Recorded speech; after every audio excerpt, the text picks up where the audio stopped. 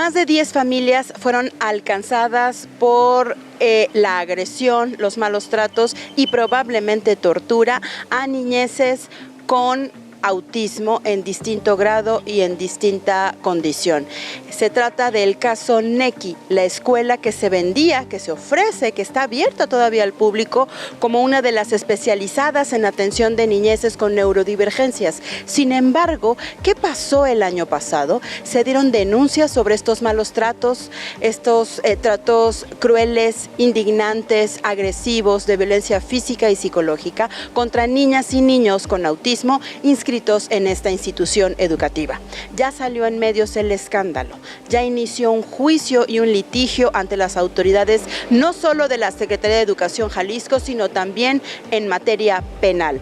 Las familias están hablando y nos cuentan en exclusiva, para tomarlo en cuenta, su posición. Nos cuentan los hechos que fueron capturando su atención y por qué siguen firmes contra la institución educativa de la que incluso la Secretaría de Educación Jalisco no tiene debidamente tramitado el registro. Acompáñame, como siempre te digo, este episodio de Para Tomarlo en Cuenta tiene que ver contigo. Una vez, más o menos como a mediados de noviembre, me hablaron de la escuela que mi hija se había caído y se abrió la barbilla. Tuvieron que ponerle 3 puntadas. Yo en ese momento creí que fue un accidente. Sí, se me hizo muy raro, pero pues quise creer lo que me habían dicho ellas. Y ya resulta que no fue así, no fue un accidente. A mi hija, pues su maestra fue la que la empujó. Y pues eso ocasionó que mi hija, al momento de subir las escaleras, como le daba miedo todavía de subir sola, entonces la empujó y se pegó en la barbilla y se abrió, y cosas como esas. O sea, a mí me dolió saber que la hacían menos, que la discriminaran. Ha sido un proceso bastante desgastante. Nosotros nos dimos cuenta porque el 18 de febrero de este año nos dijeron en la escuela al salir nuestro hijo que habían tenido que aplicar una contención porque el niño se había puesto irritable, ¿no? Entonces, cuando sale el niño de la escuela, sale lleno de petequias en todo el rostro del esfuerzo que hizo. Mi hijo, aparte de tener autismo, tiene artritis. En mi caso, yo empecé a notar a mi hijo que me escondía el uniforme. Se levantaba de madrugada, 3 de la mañana, 4. Empezó así desde aproximadamente las fechas, pues como en abril, más o menos. En la escuela manejan una bitácora, donde todos los días ponen el comportamiento de nuestros hijos, y en ningún momento en esa bitácora me mencionaron que mi hijo tenía crisis. Esto nos lo hicieron saber unas auxiliares que trabajaban en el instituto, como ya mencionó Arely. El 21 de mayo se lo hicieron saber a una de las mamás, la cual decidimos hacer un grupo para juntar evidencias de todo lo que estaba pasando dentro de la escuela. Las auxiliares, de hecho yo fui la primer mamá que se enteró de lo que estaba pasando. Me acuerdo perfecto, sí, yo estaba con mi hijo en el parque cuando recibí un mensaje por vía Instagram de una de las maestras que se me hizo muy extraño el que me dijera, ¿eres mamá de fulanito? Sí, me dijo, tengo algo que decirte. Pues en ese momento se me cerró el mundo. Me dijo lo que estaba pasando con Abraham, que ese día mi hijo, que ese día fue el punto límite para ellas, ya que mi hijo había sido encerrado en el baño por una crisis en 2 ocasiones ese mismo día, por 8 o 10 minutos, más o menos las 2 ocasiones. Una persona que no puede hablar, que no puede expresar ni cómo se siente, ni lo que le sucedió, ni establecer vínculos emocionales con sus personas cercanas para poder acompañarse y apoyarse de sus personas cercanas para salir adelante. Estamos hablando de niños y niñas que están completamente en el abandono, ¿no? Fueron víctimas de tortura y están siendo abandonados. Esa responsabilidad de los peritajes es de las instituciones del Estado. Las escuelas privadas ante la Secretaría de Educación Jalisco son una dimensión desconocida sin supervisión. Sobre el Instituto NECI, sabemos que son 11 familias que han denunciado probable tortura a sus hijas e hijos con autismo. Este caso tocará en algún momento instancias internacionales, porque la Fiscalía de Jalisco no ha podido argumentar delitos y todo lo redujo a mala praxis. Lo crudo es que sigue abierta la institución educativa y puede estar repitiendo estos tratos crueles e inhumanos. Cuando se judicializa la carpeta de investigación, de hecho, iba a realizarse la primera audiencia de imputación. Cuando llega ese momento, ya no había el delito de maltrato infantil. Se iba a imputar únicamente por el delito de responsabilidad profesional, es decir, como si hubiera sido una negligencia. Cuando estamos hablando de actos de tortura, depende de las circunstancias, evidentemente, de cada caso. Pero lo que sí tenemos clarísimo es que era una práctica institucional y sistemática de la escuela y que pudo haberse incluso presentado no solamente en estos 11 niños y niñas, sino el resto de la población que todavía están atendiendo.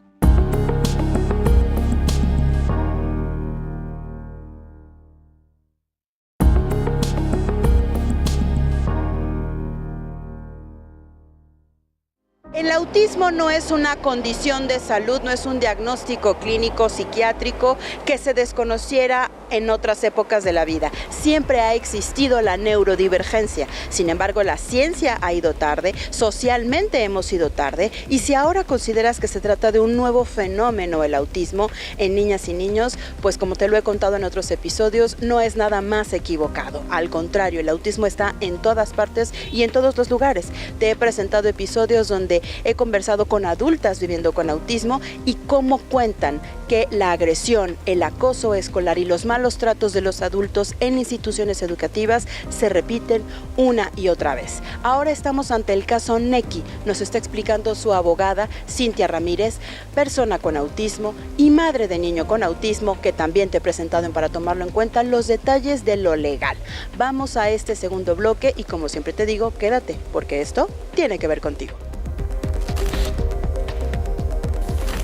El hijo de Arely demostró secuelas en su cuerpo por cómo era abatido. Y nosotros nos explicábamos y tuvimos muchas dudas al respecto, pero ellos aparentemente se mostraban como transparentes y colaborativos, ¿no? Aunque pues no podíamos entender cómo había hecho tanto esfuerzo el niño para llegar a esto, ¿no?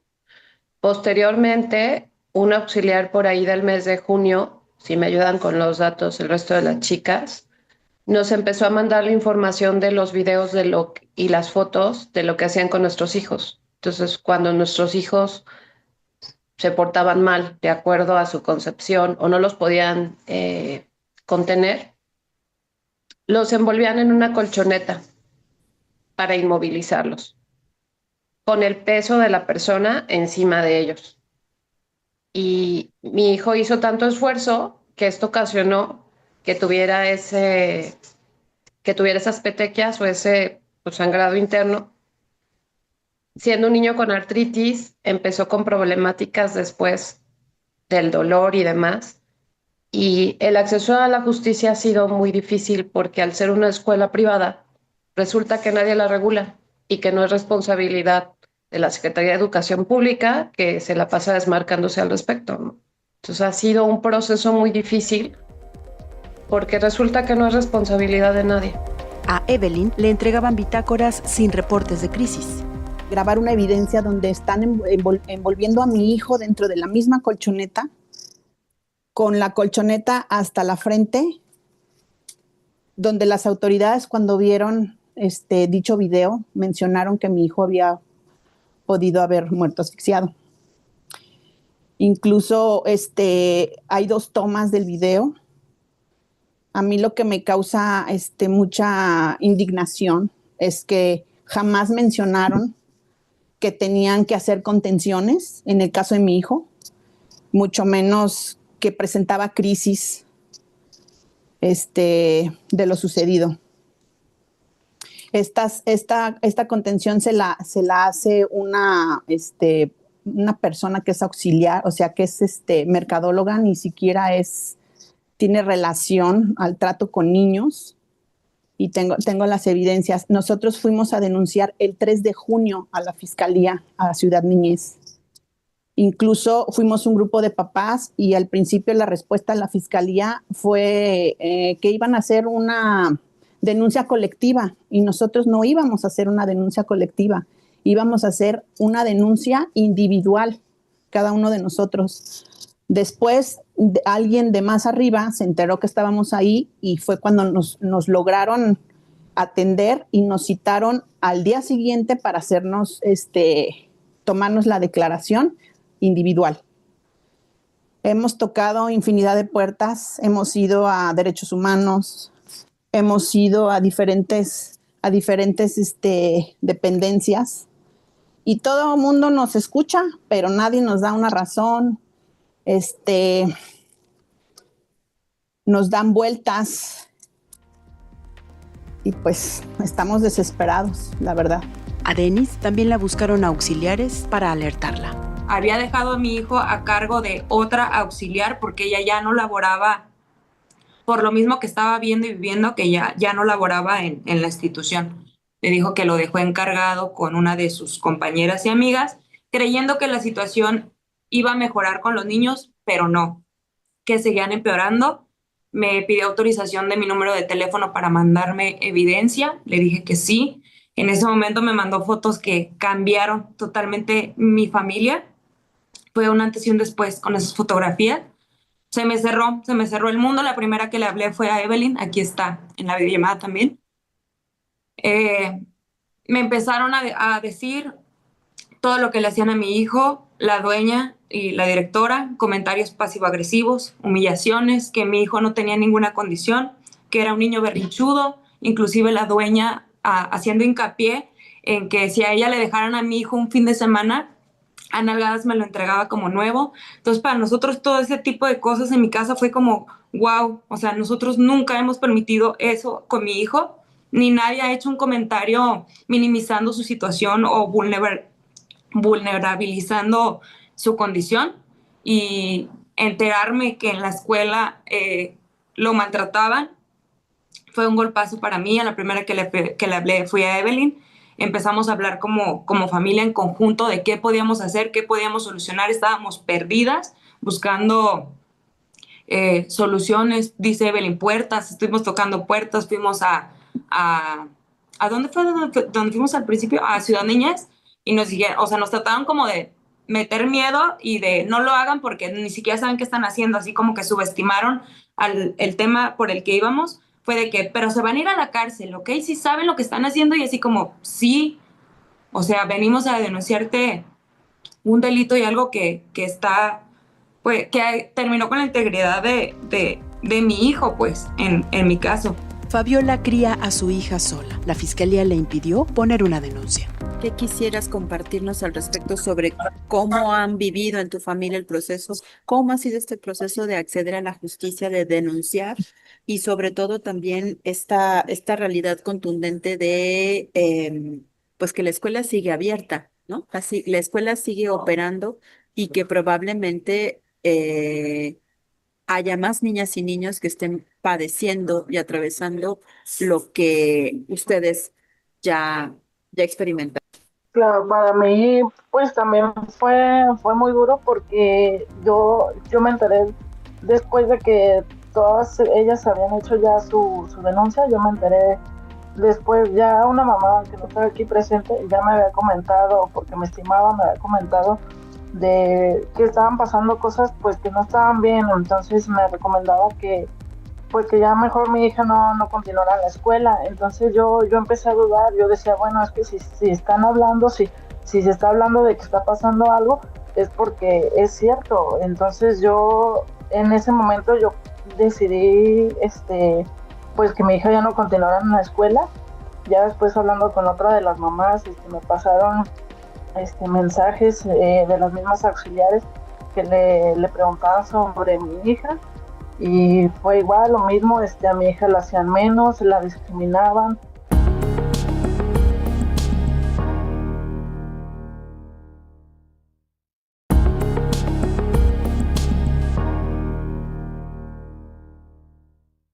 Este tema, para tomarlo en cuenta, nos implica mucha concentración y atención. No solo es dar a conocer los avances en materia de lo administrativo entre la Secretaría de Educación Jalisco y lo penal en la Fiscalía.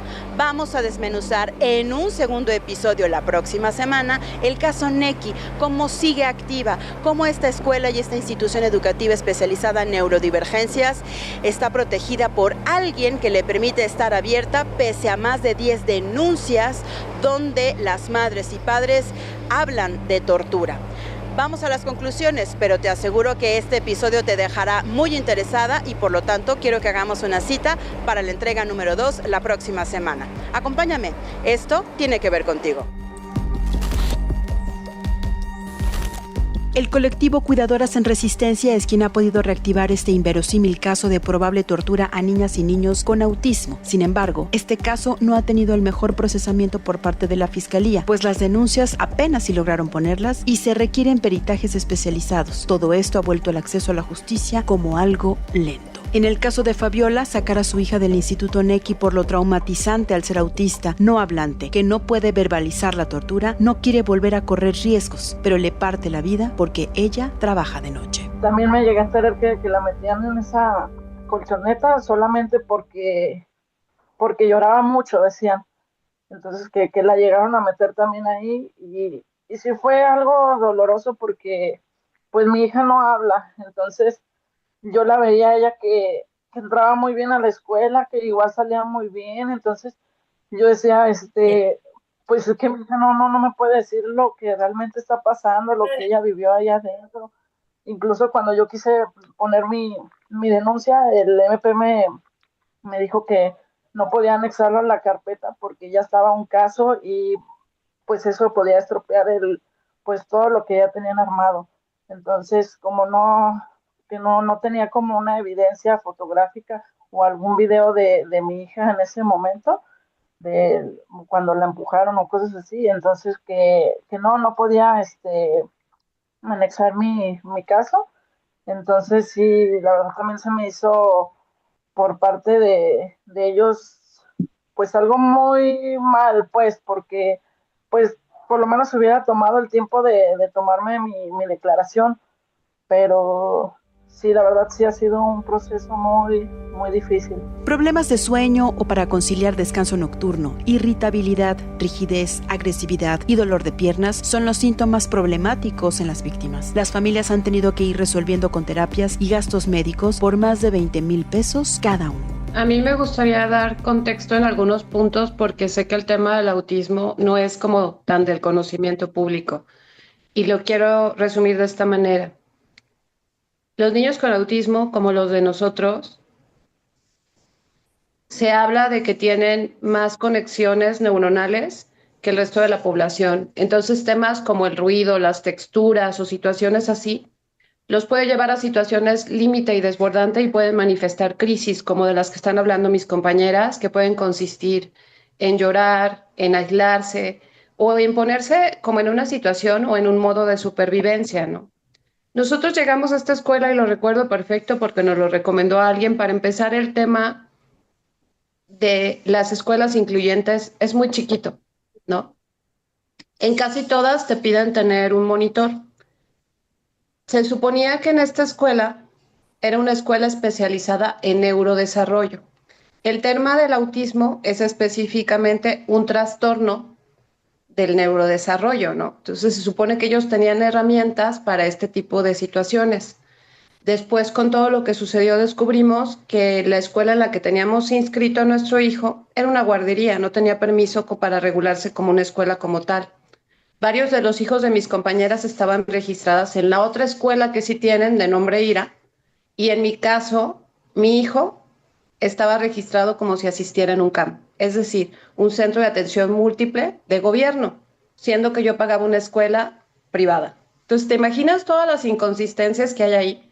Entonces, el hecho de que nos digan que nuestros hijos tenían crisis, pues era algo relativamente esperado en un niño con autismo y se suponía que ellos tenían neuropsicólogos, maestras especialistas y que iban a poder atender este tipo de situaciones. Y lo que hacían era una estructura sistemática de castigos para los niños que se portaban mal. Y está documentado que fueron al menos 9 niños de esa escuela los que recibían maltrato,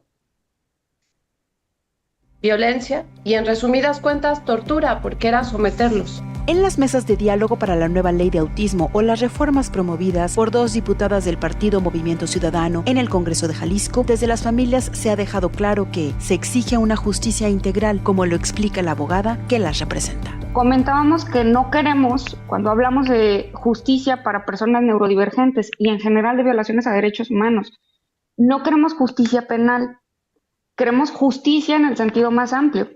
Y para alcanzarla, junto con las medidas de reparación integral que hemos pensado, que hemos construido colectivamente, entendemos que tenemos esas 3 vías. La primera es, evidentemente, la vía penal a través de la denuncia en fiscalía. La segunda es un procedimiento administrativo de acceso a la justicia administrativa dentro de la Secretaría de Educación, a través del órgano interno de control interno. Y la tercera es la vía, digamos, de derechos humanos institucional. Entonces, respecto de cuando Cuidadoras en Resistencia tuvo conocimiento del caso, las familias ya habían iniciado tanto el procedimiento administrativo, interponiendo una queja en junio de este año, como la denuncia ante Fiscalía también de las mismas fechas, ¿no? Cada familia acudió en un momento distinto, pero todas concluyeron las denuncias, las quejas, en el mes de junio.